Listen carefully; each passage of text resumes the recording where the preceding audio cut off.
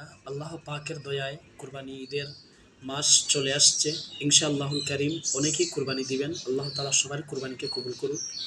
যারা কুরবানি দিবেন না, আল্লাহ তাআলা তাদেরকে দেওয়ার মতো তৌফিক দান করুক। দোয়া করি সবার জন্য। তো আমি গুরুত্বপূর্ণ কয়েকটি বিষয়ে কথা বলবো। বিষয়টি হচ্ছে যে আমরা কুরবানি ঈদের দিন আমরা গরু কুরবানি দেওয়ার সময় মারাত্মক একটা ভুল করে থাকি।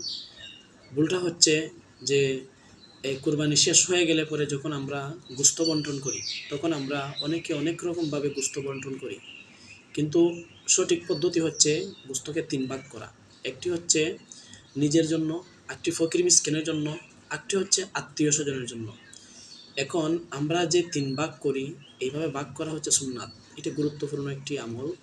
কিন্তু এই আমল করতে গিয়ে আমরা মারাত্মক একটি ভুল করে ফেলি। ভুলটি হচ্ছে আমরা ভাগ করি ফকির মিসকিনের জন্য, ভাগ করি আত্মীয়-স্বজনের জন্য, আমরা ভাগ করি আমাদের জন্য। তো আমরা ৩টা ভাগ করি, কিন্তু ৩টা ভাগ যার কাছে যেই ভাগটা পৌঁছানো আমাদের জন্য উচিত ছিল সেটা আমরা পৌঁছাইতে পারি না।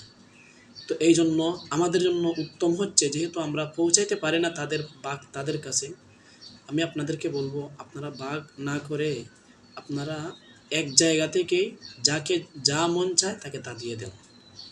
এখানের মধ্যে আপনি খেয়াল রাখতে হবে যে যখন আপনি ভাগ করে ফেলবেন এটা ফকিরের, এটা আত্মীয়-স্বজনের, সেটার মধ্যে আপনার তো আর হক নাই। আপনি কি ফকির? বা আত্মীয়-স্বজনেরটা কি আপনি খাইতে পারবেন? যেহেতু এটা ভাগ করে নিয়েছেন, এখন আপনি ভাগ করছেন ৩টা কিন্তু নিজে রাইখা দিছেন। তো এই ক্ষেত্রে তো ভাগের কোনো প্রয়োজন নেই। উত্তম হচ্ছে ওইভাবে ভাগ করা, ভাগ যদি তাদের কাছে পৌঁছায় দেওয়া হয় তাহলে।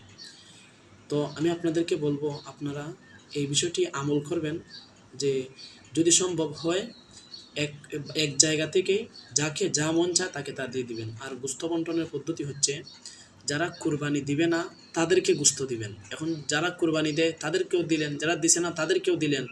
এখন সবাইকে এক সমান কইরা ভাগ করে দিলে যারা কুরবানি দিছে না তারা তো গোশত কম পায়, আর যারা কুরবানি দিছে তাদেরকে দেওয়ার তো কোনো প্রয়োজন নেই। তো আপনারা এই বিষয়টা খেয়াল রাখবেন, যারা কুরবানি দেয় না তাদেরকে বেশায় বেশায় দিয়ে দিবেন, যারা কুরবানি দেয় তাদেরকে দেওয়ার প্রয়োজন নেই। এখন আপনি এই বিষয়টা খেয়াল রাখতে পারেন যে যারা কুরবানি দেয় তাদেরকে যেই ভাগটি আপনি দিতেছিলেন এই ভাগটি তাদেরকে না দিয়ে যারা কুরবানি দেয় না তাদেরকে দিয়ে দিবেন। ইনশাআল্লাহ এই আমলটি করলে আপনাদের অবশ্যই ফায়দা হবে। কুরবানিও আল্লাহ তাআলা আশা করি কবুল করবেন। এখন আমরা কুরবানি দেই লোক দেখানোর জন্য, সেটা যেন না হয়। আমরা কুরবানি দিব আল্লাহ তাআলার সন্তুষ্টির জন্য। আমরা কুরবানি যদি এই নিয়তেও দেই যে মানুষে মন্দ বলবে যদি কুরবানি না দিই, তাহলে তো আমাদের নিয়ত সঠিক না, আমাদের কুরবানি কবুল হবে না। আমরা যদি এই নিয়তেও কুরবানি দেই যে কুরবানি না দিলে গোশত কীভাবে খাইব, মানুষের বাড়িতে গিয়া গোশত এনে খাইব বা মানুষ দিলে আমরা খাইব?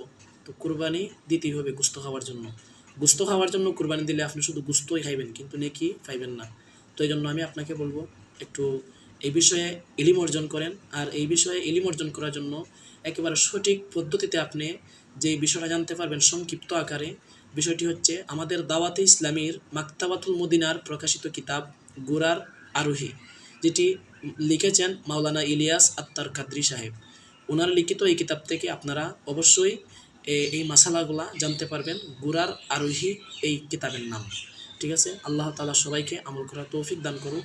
সল্লু আল হাবিব সাল্লাল্লাহু তাআলা আলা মুহাম্মদ সাল্লাল্লাহু তাআলা আলাইহি ওয়া আলিহি ওয়াসাল্লাম।